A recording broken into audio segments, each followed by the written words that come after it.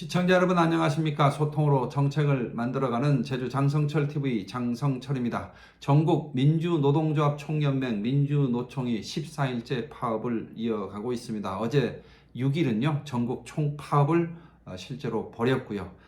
오늘 민주노총 제주본부가 국민의힘 제주도 당사 앞에서 화물연대 파업과 그리고 노조법 2, 3조 개정과 관련한 입장을 구체적으로 밝히는 기자회견을 가졌습니다. 이 기자회견에서 민주노총 제주본부는 재벌 화주에 비해 협상력이 없는 화물 노동자 이런 표현을 썼는데요. 전 재벌 화주라는 표현은 적절치 않은 것 같습니다. 중견기업도 있고요. 또 공기업도 있을 수 있기 때문에 마치 이번 화물연대 파업이 재벌 대기업과 화물연대 소속 운송 사업자들의 대결 구도로 오해받을 수 있는 그런 측면이 있기 때문에 그냥 화주라는 표현이 적절하지 않은가 우선 시작하면서 가볍게 용어 수정에 대한 제 의견을 말씀드리고요. 협상력이 없는 화물 노동자 이 표현에 대해서는 상당 부분 공감을 합니다. 정확한 표현을 얘기한다면 협상력이 미약하다고 해야 되겠지요. 왜 그러냐 하면 개별 환송 운송 사업자들은 굉장히 많은데 화주들은 매우 적은 숫자이기 때문에 그렇습니다. 이 문제에 대한 해결책으로 2004년에 화물 운송 사업자에 대한 등록제를 허가제로 정부가 바꿔주죠. 그러면서 허가제로 인해서 시장 진입을 규제해서 기존 화물 운송 사업자들을 보호하고 하는 대신에 국가 경제에 상당한 부담을 주는 행위는 정부로서는 허락하기가 어렵다. 이런 취지를 담아가지고 업무 개시 명령 제도를 도입을 한 거지요.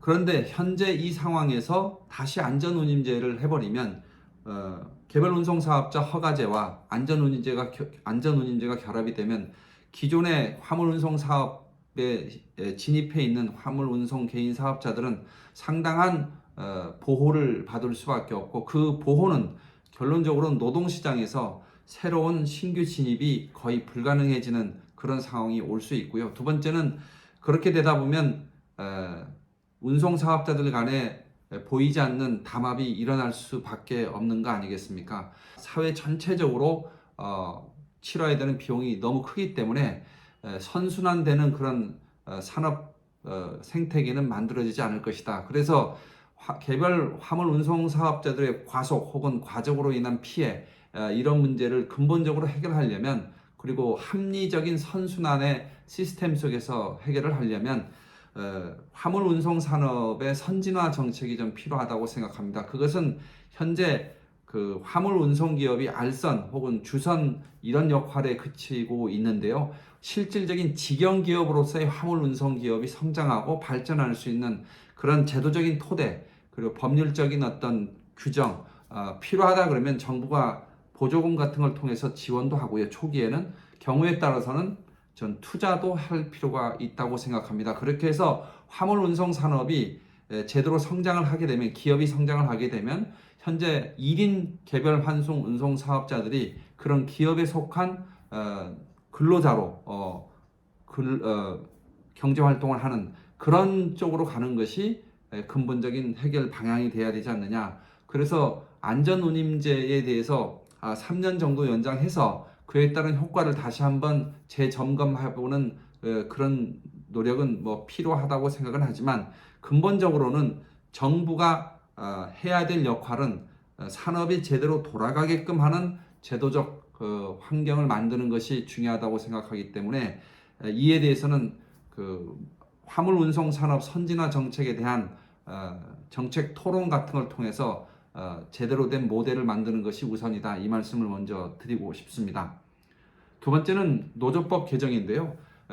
노조법이라는 정식 명칭이 노동조합 및 노동관계 조정법이죠.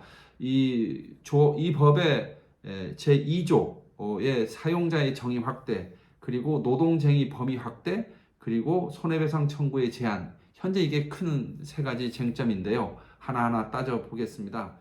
현행법 제2조의 사용자 정의는 이렇게 되어 있습니다. 사용자라 함은 사업주, 사업의 경영 담당자 또는 그 사업의 근로자에 관하여서 사업자를 위하여 행동하는 자 이렇게 사업자를 명확하게 규정을 했는데 더불어민주당 양경수 국회의원이 낸 개정안 제2조에 보면 기존 조항을 그대로 행동하는 자를 말한다 한 다음에 단서 조항을 넣습니다. 다만 근로계약 당사자 외에 근로자의 근로조건, 노동조합 활동에 실질적 구체적 지배력, 영향력을 미칠 수 있는 지위에 있는 자는 그 범위에 있어서는 사용자로 본다.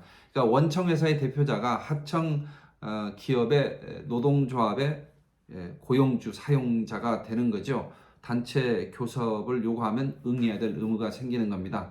이런 경우에 예를 들면 원청회사가 2개, 3개, 4개 이렇게 복수로 있는 경우에 그 누가 사용자로 할 것이냐 하는 문제가 또 생기고요. 두 번째는 은행처럼 주거래 은행 같은 경우는 실질적 영향력을 미치지 않겠습니까? 이런 경우에도 사용자로 될 수 있기 때문에 전 이 부분이 좀 더 명확하게 그 법적인 책임을 지워야 한다고 하는 그런 측면에서 보면 너무 광범위한 규정이어서 개념 규정이 너무 광범위해서 실질적 적용이 어렵고, 또 하나는 최근에 대법원 판례나 이런 데 보면 그 원청회사도 그 경우에 따라서는 사용자로 그 본다라고 하는 그런 판례들이 있지만, 그런 경우에는 부당 노동 행위에 관해서 한정해서 이루어진 판결들이기 때문에 현행법으로도 부당 노동 행위를 강제하는 그런 경우에는 원청회사의 그 대표자를 상대로 해서 노동쟁의를 할 수 있는 그런 판례들이 있기 때문에 굳이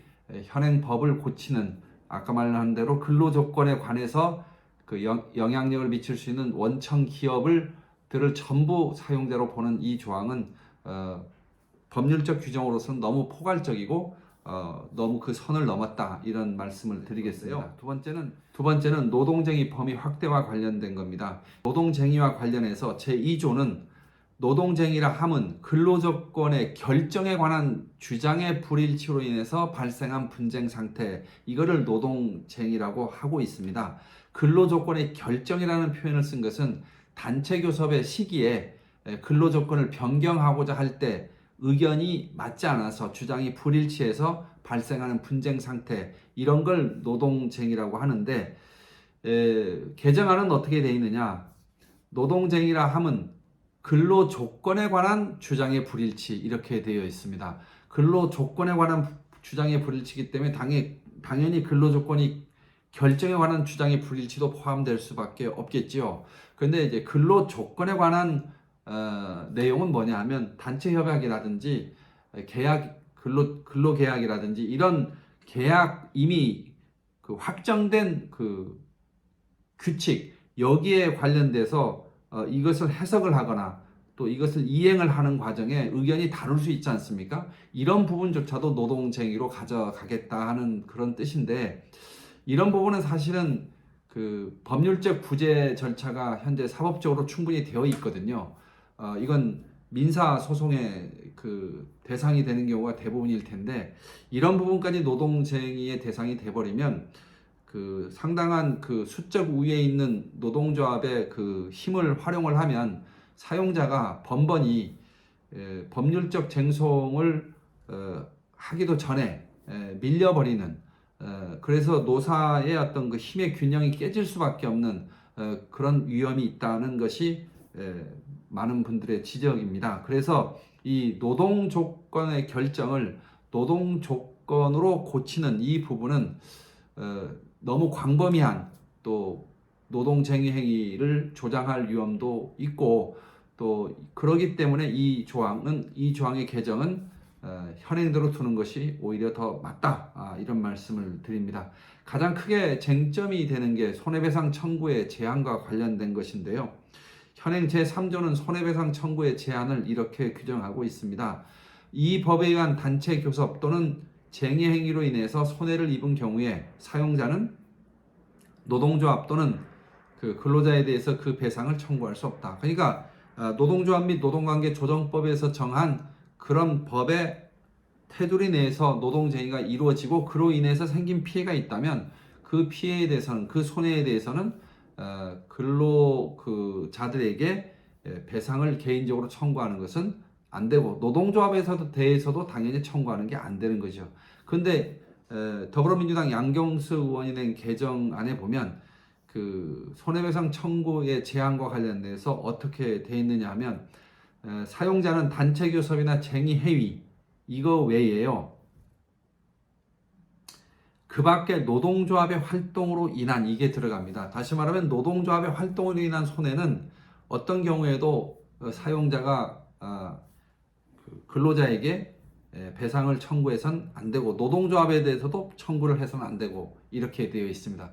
굉장히 합리적인 것처럼 보이지만 노동조합의 활동이라고 하는 것이 굉장히 광범위하기 때문에 이 부분도 매우 그 법의 그 구체성의 원칙이라고 하는 측면에서 보면 너무 나간 거 아니냐.